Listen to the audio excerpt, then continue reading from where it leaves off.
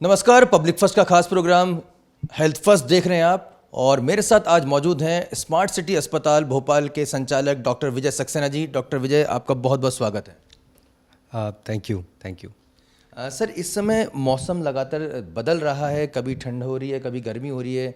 ख़ास तौर पर गर्मी का मौसम इस समय कहा जा सकता है कि अब आने की जो है कगार पे पहुंच चुका है। ऐसे में फ्लू जो है वो काफ़ी बढ़ रहे हैं, तो इसको लेकर क्या हमको बचाव करना चाहिए?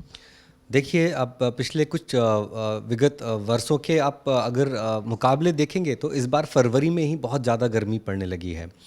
और इसके कारण से जो सडन वेदर चेंज होता है, एकदम ठंडी से गर्मी में आना या गर्मी से एकदम ठंडी में जाना, इसके कारण से बहुत सारे सडन वेदर चेंज से होने वाली बीमारियां होती हैं। उसमें एक वायरल जो है वो बहुत ही कॉमनली होता है। और वायरल अभी जो जिस तरह का वायरल अभी देखने में आ रहा है ओपीडीज़ में, हॉस्पिटल में, वो वायरल बीमारी ऐसी है जिसमें लंबे टाइम तक लोगों को खांसी हो रही है, लंबे टाइम तक लोगों को फीवर 2-3 दिन के बाद खांसी, तो वो 15-20 दिन तक कफिंग हो रही है।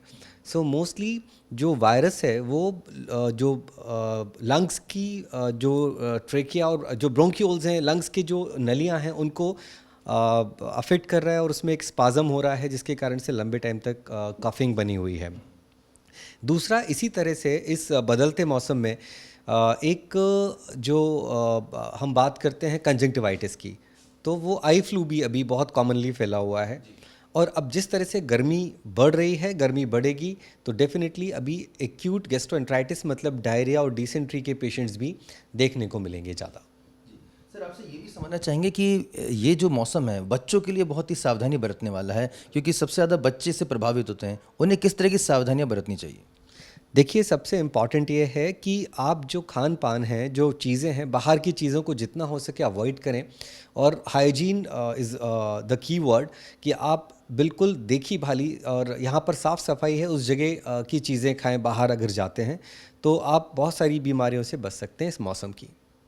जब हम मौसम की बात करते हैं तो सर, एक जो कॉमन जो हो रहा है आई फ्लू, उसके लिए के लिए भी जो है बच्चे खासतौर पर प्रभावित हो रहे हैं। इसके बड़ों में भी बहुत तेज़ी से फैल रहा है। इसको लेकर कैसे सावधानी बरतें? देखिए, कोई भी जो फ्लू है, कोई वायरल इलनेस है, तो वो एक दूसरे के संपर्क में आने से ही फैलता है। तो कोशिश करें, जिसको आई फ्लू है वो थोड़ा सा अपने आँखों के पास अपने हाथ को लेके ना जाएं, और उस हाथ से दूसरी चीज़ों को टच करेंगे, और टच करने से वो आगे की तरफ स्प्रेड हो जाता है, फैल जाता है। तो ये कुछ प्रिकॉशंस हैं वायरल के, तो इनका ध्यान रखेंगे तो बचाव किया जा सकता है। सर, इसमें प्रिवेंशन कुछ है कि पहले से कोई प्रिकॉशनरी कुछ एक्शन लिया जाए कि जिससे हम आई फ्लू की चपेट में ना आ पाएँ? देखिए, प्रिवेंशन यही है कि हम जो एक डिस्टेंस है और जो संपर्क है, उससे अगर हम दूरी रखें तो हो सकता है।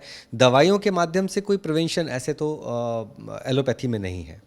अगर आई फ्लू का ही सवाल है कि सर किसी को फिर भी एक तमाम सावधानी के बावजूद भी आई फ्लू हो जाता है, तो अब उसके लिए निदान क्या है, उपचार क्या है? बिल्कुल, आई फ्लू अगर होता है तो ऐसी स्थिति में आप अपने आँखों के डॉक्टर के पास संपर्क करें, और मन से मेडिकल स्टोर से पूछ के कोई भी दवाइयाँ ना लें। आई ड्रॉप्स मोस्टली दे देते हैं लोग, वैसा ना करें। आप जाएँ, अपने डॉक्टर से संपर्क करें, और वो जो दवाइयाँ आपको प्रिस्क्राइब करते हैं, वो दवाइयों का ही इस्तेमाल करें। सर, एक और कॉमन बीमारी है जो इस समय आती है, आपसे चर्चा के दौरान हमें समझने को मिला है, डायरिया। तो ये इससे किस तरह से बचाव किया जाए और किस तरह से सावधानी बरती जाए? देखिए, इस बदलते मौसम में डायरिया और एक्यूट गैस्ट्रोएंटराइटिस मतलब डायरिया और उसके साथ साथ में वोमिटिंग्स और फूड पॉइजनिंग, ऐसी चीज़ें भी हो सकती हैं। और इससे बचाव के लिए मैंने जैसा बताया कि आप देखिए, बहुत पुरानी रखी हुई चीज़ों का सेवन ना करें। बाहर आप खाने पीने की चीज़ों में, पानी में भी और खाने की चीज़ों में भी, यहाँ पर सुरक्षित भोजन है, जहाँ पर साफ़ सफाई है, यहाँ हाइजीन मेंटेन किया हुआ है, ऐसी जगह पे आप खाने की चीज़ों का इस्तेमाल करें। दूसरा, हाइड्रेशन अच्छा रखना बहुत ज़रूरी है, बिकॉज़ ये बीमारियाँ डिहाइड्रेट करती हैं, और ऐसे में कई बार मल्टी ऑर्गन फेल्योर की तरफ लोग चले जाते हैं। हाइड्रेशन अपना अच्छा रखें। पानी जो है वो साफ़ पानी नियमित तौर पे बीच बीच में लेते रहें। सर, एक बात और हम आपसे समझना चाहते हैं, क्योंकि देखिए जिस तरह की जीवन शैली हो गई है, लोग बाहर का खाना खाते हैं। कुछ आप ये बताना चाहेंगे कि पैक्ड फूड्स नहीं खाना चाहिए, या किन चीज़ों को बहुत ज़्यादा हमें अवॉइड करना चाहिए, अगर कुछ प्रिस्क्राइब करना चाहें? देखिए, मैंने जैसा बताया ना, पैक्ड फूड खाने में वैसे बुराई नहीं है, लेकिन सबसे इम्पॉर्टेंट ये है कि वो किस तरह से पैक्ड हुआ है और किस तरह से वो रखा गया है। सो पैक्ड फूड खाने से पहले सबसे पहले तो ये देख लें कि उसकी डेट कब मैन्युफैक्चरिंग है, कब बना था वो, और हम अब उसको कितने दिन के बाद खा रहे हैं। तो पुरानी जो चीज़ें हैं उसको तो ना ही खाएं तो बहुत अच्छा होगा। और पैक्ड चीज़ें जो हैं वो किस तरह से प्रिजर्व करके रखें। जैसे आप देखते हैं कुछ चीज़ें होती हैं जिनका एक पर्टिकुलर टेम्परेचर होता है, उसी पे उसको रखना चाहिए, पर हम मोस्टली देखते हैं दुकानों पे वो बाहर धूप में भी रखा होता है और हम उसका सेवन करते हैं। ये चीज़ें हानिकारक हो सकती हैं। डॉक्टर साहब, एक बीमारी जो कॉमन है वायरल फीवर की, जो लगातार इस मौसम में बहुत ही कॉमन है, और लेकिन जब ये आता है तो बहुत ही ज़्यादा इंसान को तोड़ देता है, समझ में नहीं आता कि वायरल फीवर है, मलेरिया है या कुछ और इसका लक्षण है। देखिए, अभी हम एक बहुत बड़ी महामारी से अभी निकल के आए हैं, जिसको हम कोविड की बात करते हैं, तो उससे हम अभी निकल के आए हैं। और अभी इस तरह के वायरसेस, इस तरह के वायरल फीवर तो हमारे यहाँ सालों से होते आ रहे हैं और हो रहे हैं अभी भी। तो उसमें सबसे इम्पॉर्टेंट यही है कि आप जब कोई वायरल फीवर हो तो अपने आप को आइसोलेट करें। 2-3-4 दिन के लिए आप अपने आप को आइसोलेट करें और भीड़ वाली जगह पे आप ना जाएं।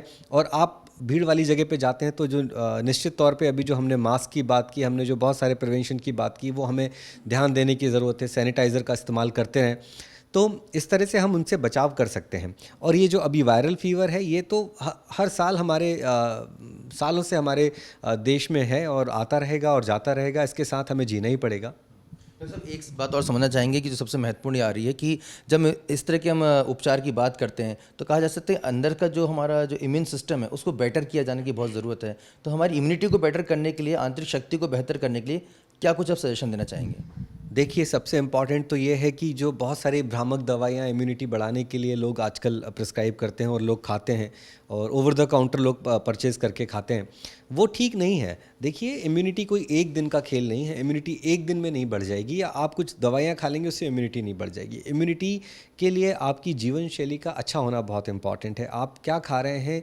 कितना सो रहे हैं, किस तरह से स्ट्रेस वाली ज़िंदगी है या नहीं है, आप सो पा रहे हैं, नहीं सो पा रहे हैं, और आप कितना व्यायाम कर रहे हैं।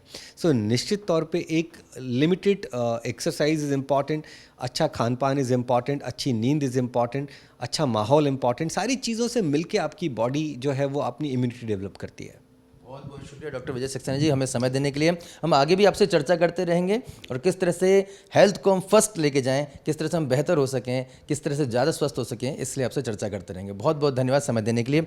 डॉक्टर विजय सक्सेना भोपाल के स्मार्ट सिटी अस्पताल के संचालक और वरिष्ठ डॉक्टर हैं। उन्होंने साफ तौर पर कहा है कि आप बेहतर दिनचर्या के साथ आप बेहतर जीवन शैली अपनाएं जिससे आप और स्वस्थ हो सकते हैं। लेकिन अगर आप बीमारी की चपेट में आ जाते हैं तो जो इस इंटरव्यू के दौरान उन्होंने आपको प्रिकॉशंस दिए हैं, जो प्रिवेंशंस दिए हैं और जो समझाइश दी है, उसे आप फॉलो करें। Stay healthy because health first.